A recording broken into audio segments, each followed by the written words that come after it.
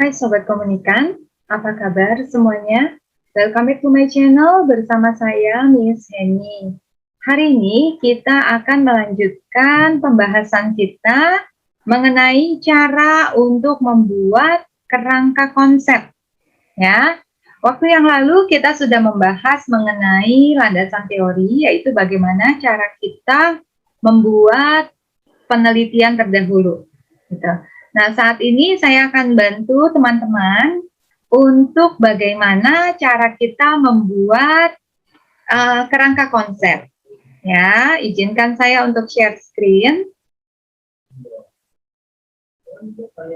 Oke, ini adalah kerangka konsep kita. Ya, jadi waktu lalu pertemuan sebelumnya kita sudah membahas mengenai bab 2 mengenai penelitian terdahulu, gitu ya. Jadi dalam bab 2 itu ada landasan teori. Nah, landasan teori ini harus berdasarkan penelitian terdahulu yang teman-teman ambil dari jurnal. Ya, silakan di-review atau diikuti tutorial dari penelitian apa yang sudah saya sampaikan di channel sebelumnya.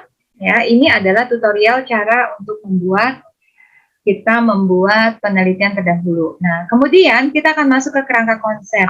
Apa sih yang dimaksud dengan kerangka konsep? Kerangka konsep itu adalah kemampuan kita untuk berpikir.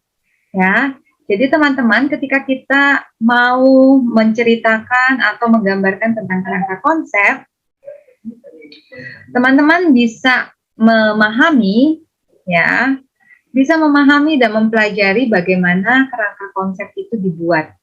Ya, kerangka konsep adalah pemakaian konsep yang relevan dengan masalah penelitian. Dipakai untuk penelitian kuantitatif, tapi tidak bermaksud untuk menguji hubungan antar variabel. Itu adalah kerangka konsep. Nah, saya akan coba jelaskan bagaimana cara kita membuat kerangka konsep. 2.3 adalah kerangka konsep. 2.3.1, silakan teman-teman berpikir variabel dari penelitian kalian adalah bicara tentang komunikasi apa. Ya, komunikasi apa? Di sana ada level-level komunikasi. Silakan teman-teman lihat komunikasinya levelnya dalam level komunikasi apa. Apakah komunikasi itu interpersonal? Biasa kalau interpersonal itu untuk yang kualitatif. Ya, interpersonal, apakah komunikasinya masuk komunikasi kelompok? Ataukah komunikasinya masuk ke dalam komunikasi organisasi? Biasa kalau penelitian itu masuk ke organisasi, penelitian itu dilakukan dalam sebuah perusahaan, sehingga orang-orang yang ada di dalam perusahaan itu akan dijadikan sebagai responden untuk mengisi kuesioner, gitu ya. Kemudian apakah itu masuk di komunikasi publik atau komunikasi massa? Biasanya kalau kita kuantitatif, apalagi ketika kita bicara iklan gitu ya, itu akan masuk di komunikasi massa. Saya ambil contoh dulu, kita masuk ke komunikasi massa. Jadi teman-teman akan ceritakan dulu komunikasi massa. Komunikasi massa itu adalah bla bla bla bla bla. Ceritakan berdasarkan jurnal ya. Cari definisi dan penjelasan mengenai komunikasi massa. Ya, mengenai komunikasi massa. Komunikasi massa ini boleh diambil dari jurnal, maksimal atau paling tua adalah 5 tahun, gitu ya, 5 tahun. Kemudian kalau sumbernya dari buku, maksimal 10 tahun, gitu ya, maksimal 10 tahun. Tapi untuk amannya biar lebih baru lebih baik. Nah, setelah masuk definisi bla bla bla bla bla tentang komunikasi massa, kemudian kita masuk berikutnya adalah kita bicara tentang 2.3.2. Nah, kita bicara komunikasi massa.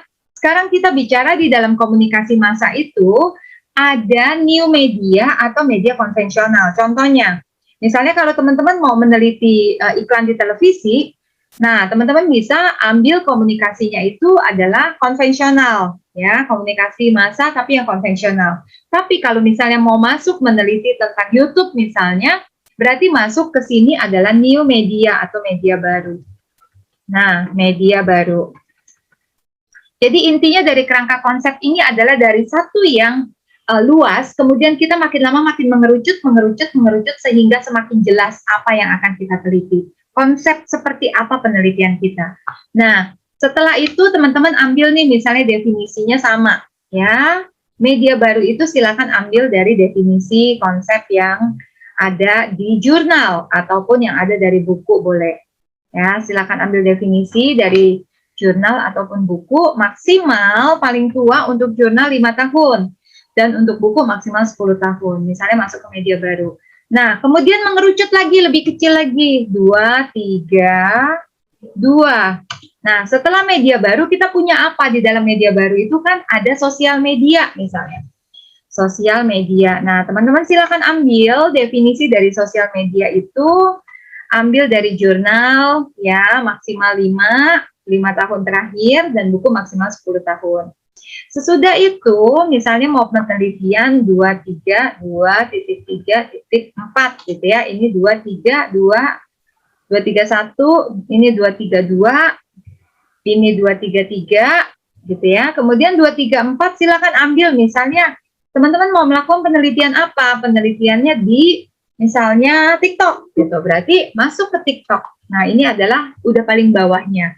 Nah, TikTok adalah gitu ya. Silakan teman-teman cari definisinya dari jurnal, gitu.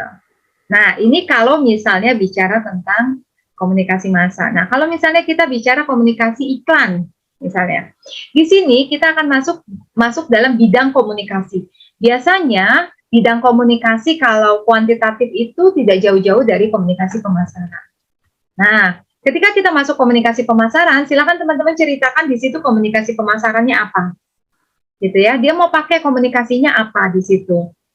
Mau misalnya penjelasan tentang apa yang dimaksud dengan komunikasi pemasaran misalnya gitu ya. Kemudian setelah itu dari komunikasi pemasaran masuk di sini misalnya ada iklan. Nah, salah satu komunikasi pemasaran adalah menggunakan iklan. Nah, silakan teman-teman ceritakan mengenai iklan dan lain sebagainya. Kemudian setelah itu masuk di sini, silakan teman-teman uraikan ya. Setelah masuk iklan, iklan apa? Misalnya di dalam e-commerce, gitu ya. Di dalam e-commerce. Nah, tunggu sebentar. Iklan itu di bawah. Ini masuk komunikasi massa di dalam e-commerce apa? Ya, arti dari e-commerce itu apa? Ya, e-commerce itu misalnya tempat jual beli, pertemuan jual beli tetapi secara virtual misalnya. Nah, kemudian masuk dari e-commerce itu ada iklan. Kemudian setelah masuk iklan, gitu ya, ini di sini, kemudian masuk 234, 2.3.4, masuk misalnya iklannya iklan apa, gitu, atau iklan e-commerce apa, Shopee misalnya. Shopee itu adalah bla bla bla bla bla bla, gitu. Ya, kurang lebih seperti ini kerangka konsep, tidak terlalu susah ya. Jadi pokoknya kita pikirkan secara menyeluruh, kemudian kita secara garis besar, makin lama makin mengerucut sampai akhirnya apa yang menjadi subjek penelitian kita itu yang akan menjadi fokus kita, gitu ya. Makin lama makin mengerucut dan semakin jelas. Oke, so far sampai di sini dulu untuk yang kerangka konsep. Nanti kita akan lanjutkan lagi. Saya akan jelaskan mengenai kerangka pikir, gitu ya. Kira-kira kerangka pikir itu seperti apa, nanti kita akan bahas lagi untuk yang sesi pertemuan berikutnya. Oke? So, teman-teman jangan bingung-bingung, ayo pahami bagaimana cara membuat penelitian kuantitatif supaya skripsi kalian cepat selesai semuanya. Oke, terima kasih atas perhatiannya. See you next time. Bye.